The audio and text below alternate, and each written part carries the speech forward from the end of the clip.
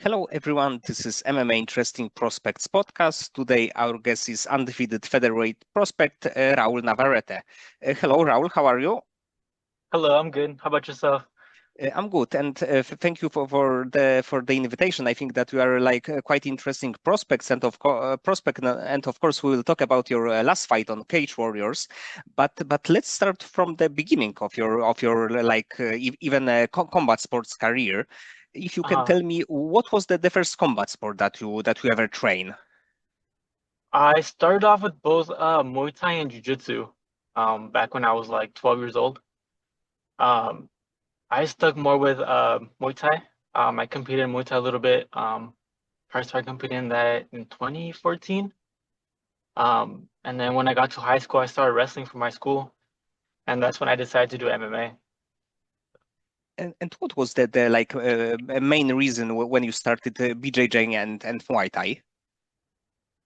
The main reason was my dad. He didn't want me to be playing video games on the computer too much all day, you know? So that was the reason why I started training. And then when I started competing, he didn't want me to compete because he didn't want me to get hurt, right?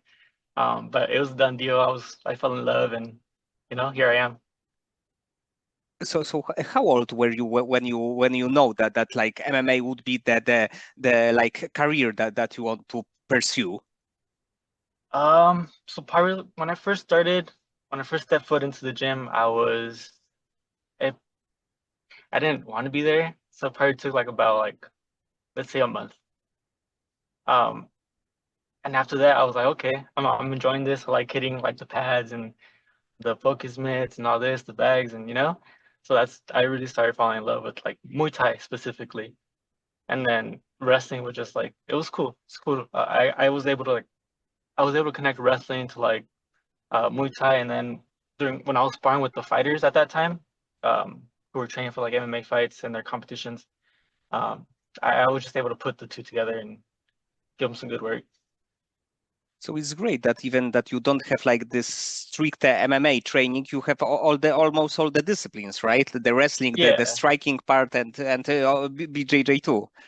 yeah, correct. And you had your first amateur bout in 2014. So I think that you were like a little bit like 18 or 19. 2014, you said? Yeah, I was 18. I was fresh out of high school. And it was a welterweight bout because right now you are fighting in the featherweight division and it was 170. Hmm.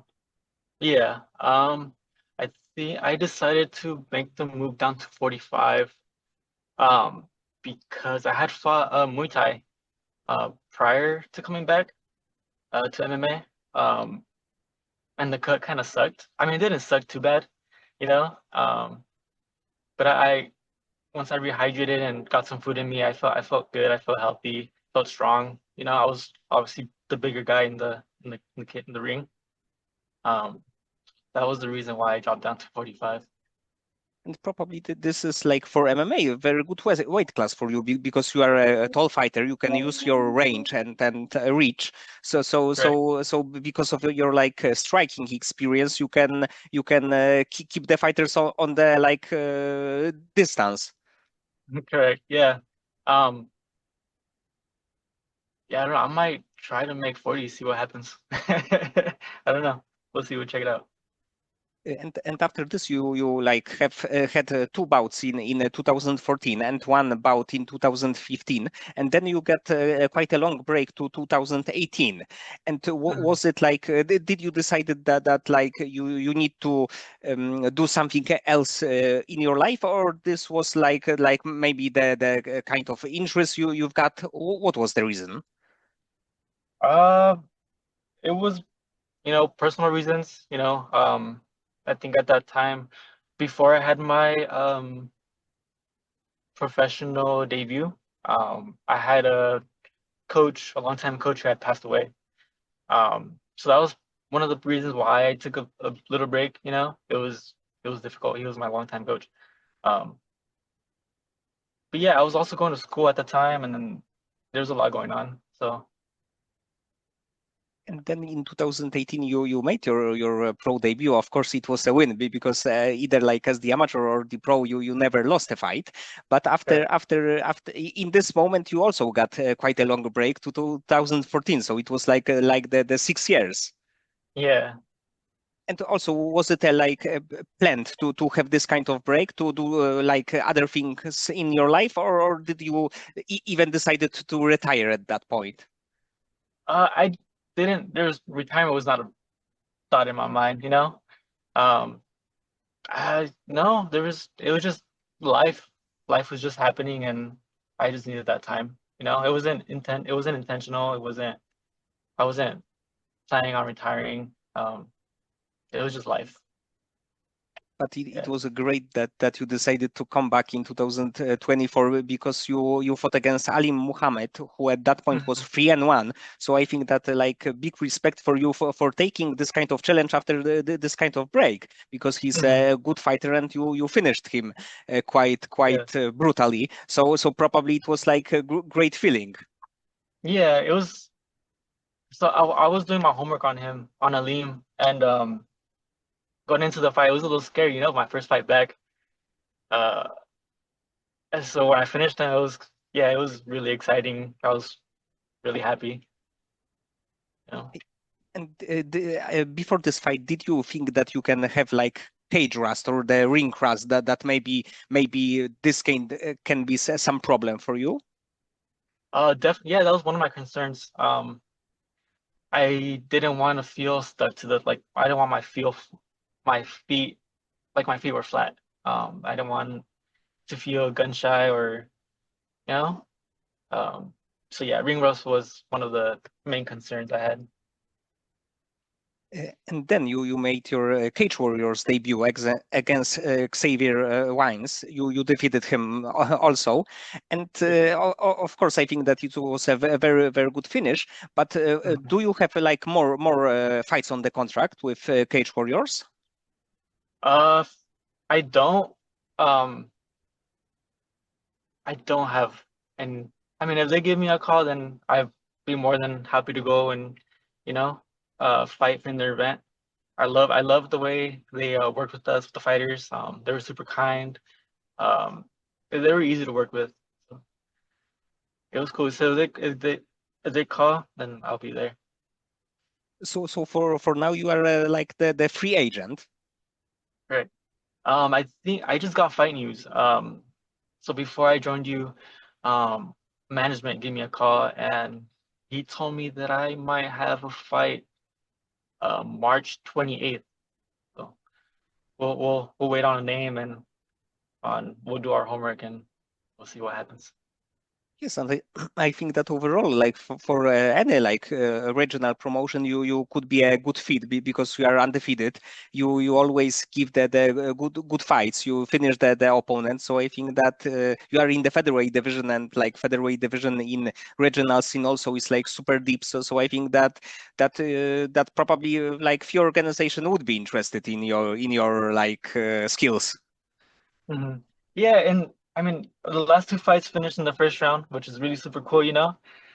But I have so many more like tools and weapons I want to show you guys, show like the fans and everybody. And when you were younger, did you think about fighting like Muay Thai like more regularly to go not for MMA but to be a like pro Muay Thai fighter?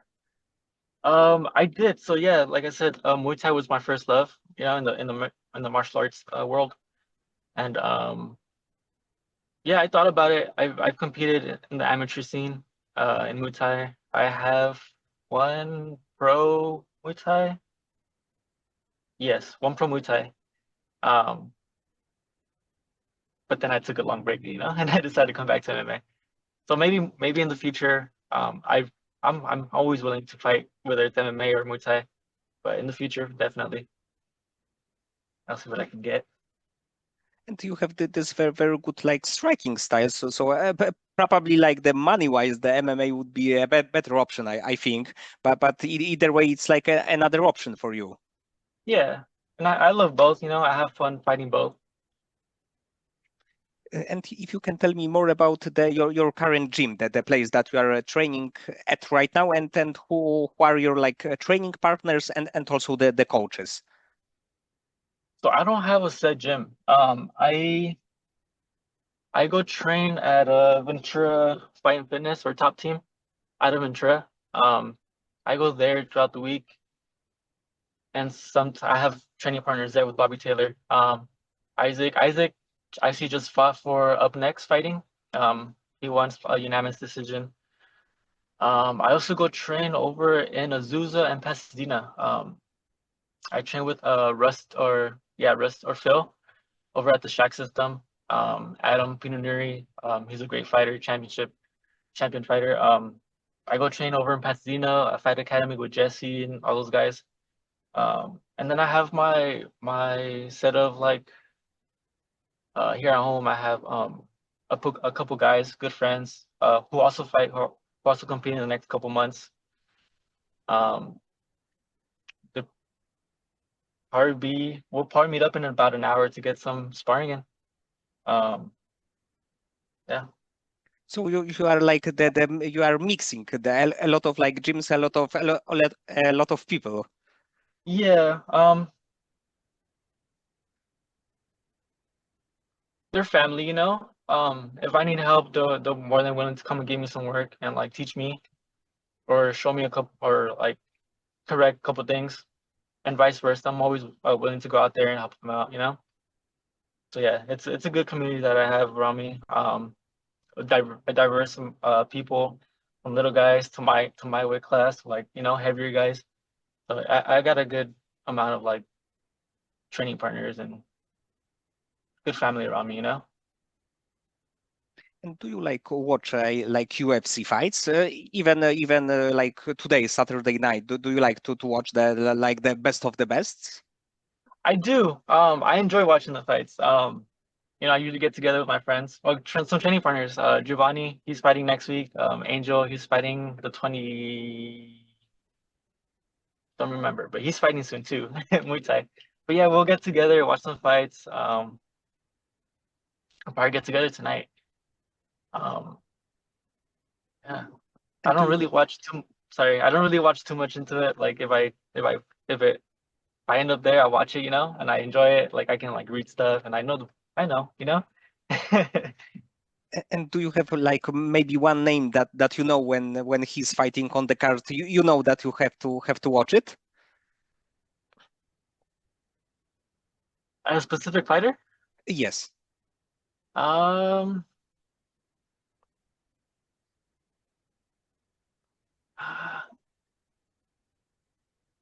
I always love Max Holloway, his boxing, and just his kickboxing in general, you know, everything.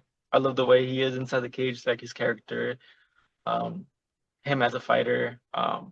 He's always a good one to watch.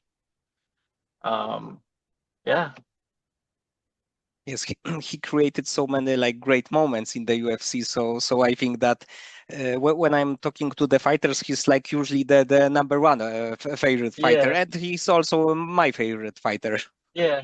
Another fighter that I enjoy is Tony. I mean, yeah, Tony was one of them. I know he's from Ventura County where I'm from. So he was a good like inspiration and like a good role model when I was like training coming up or training as a kid, you know. So I always enjoyed watching him fight and you know seeing his elbows, the way that he cut people. Um, and then Anderson Silva was another. When I first started, he was like I saw him as a role model as well. Only because he had like the same body structure. He was like slim, tall, you know, lengthy. Yeah, he's another one. And the, the fight that actually didn't happen, Tony against Khabib, I think that it's like such a maybe not shame because it was like injuries, but like very it was Yeah, like very bad that it didn't happen because when yeah, both of them were in their primes, it would be like crazy good fight. yeah. It would have been a really great fight. Yeah, it sucks that it didn't happen. It was like it didn't happen how many times? Like four Yes, times? yes, Yeah, something something like like this. Yes, that. MMA gods didn't allow it to Yeah, happen. they didn't allow it. Yeah, they didn't want that one to happen.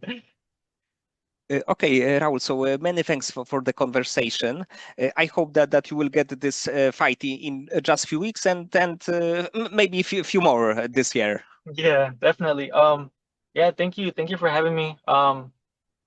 We'll see. Well, I'm gonna, I'm really debating on taking this fight. I really want to, and yeah, I'll be fighting throughout the whole year. I'll stay active. I'm not planning on taking any more breaks.